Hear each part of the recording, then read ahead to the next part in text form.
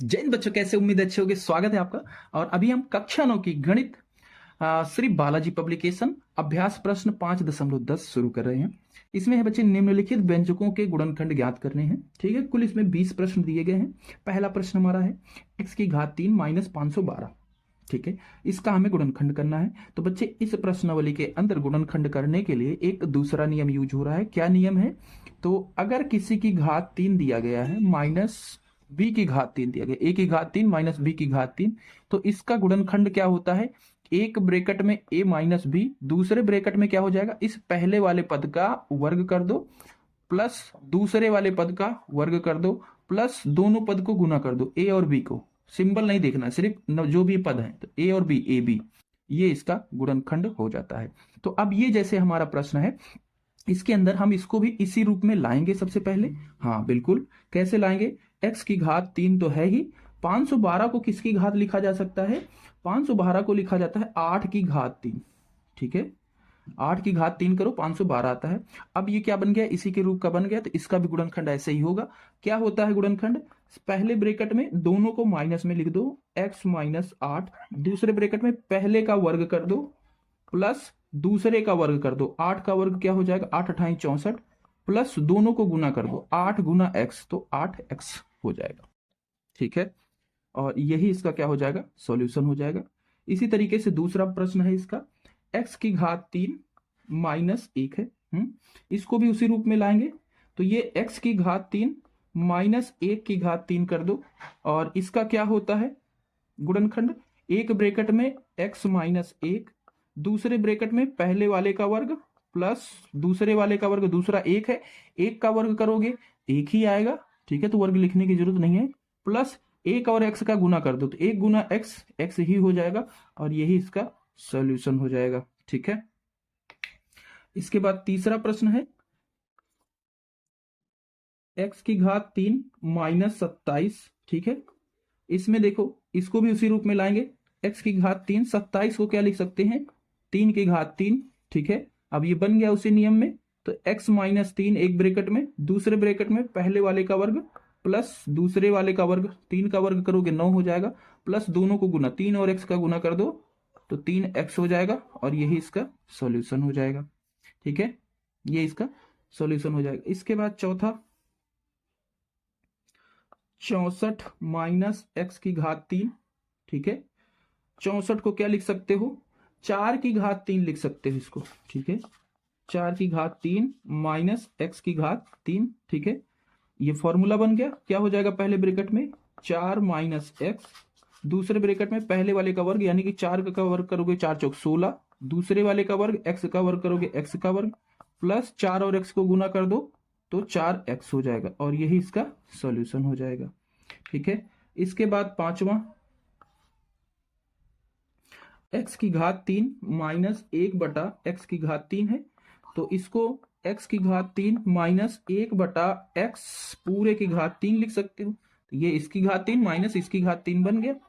तो क्या हो जाएगा? पहले वाले में x माइनस 1 बटा x, दूसरे वाले में पहले वाले का वर्ग तो x का वर्ग प्लस दूसरे वाले का वर्ग 1 बटा x का वर्ग कर दो, 1 बटा x का वर्ग प्लस दोनों को गुना कर दो तो x गुना 1 बटा x।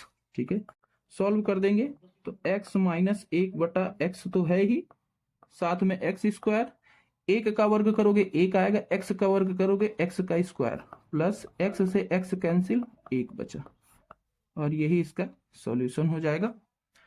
ठीक है, a b की पावर 4 माइनस b a की पावर 4।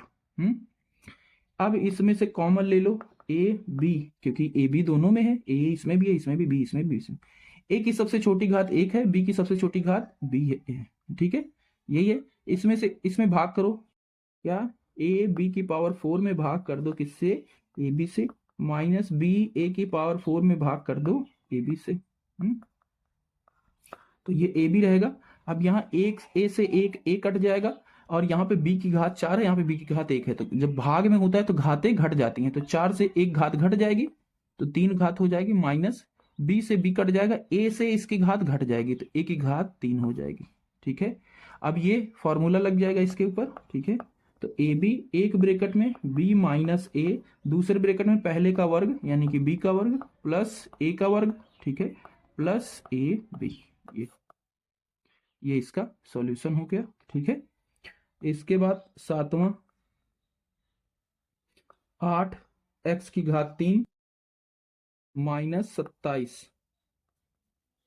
तो 8 को क्या लिख सकते हो, 2x³ माइनस 27 को क्या लिख सकते हो, 3×3, ठीक है।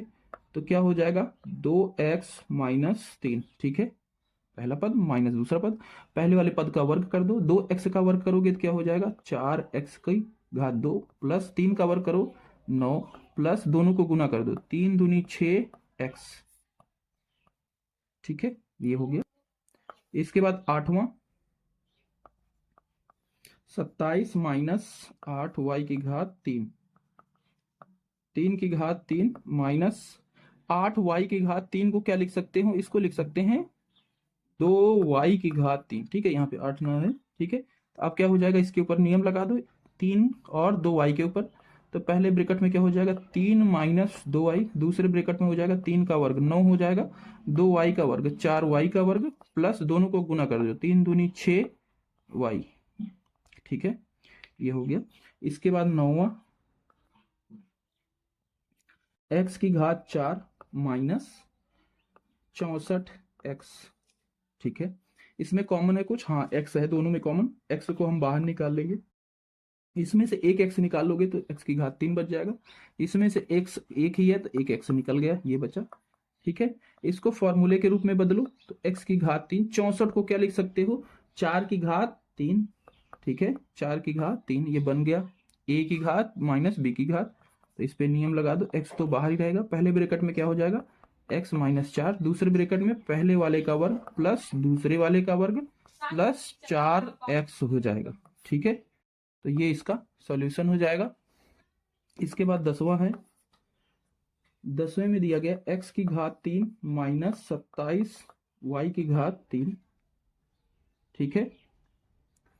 तो इसमें क्या कर सकते हैं, x³ माइनस 27 को लिख सकते हो 3y³, ठीक है। तो इसमें क्या कर देंगे x माइनस 3y, ठीक है, पहले वाले का वर्ग प्लस दूसरे वाले का वर्ग प्लस दोनों को गुना कर दो, ठीक है, ये इसका सॉल्यूशन हो जाएगा।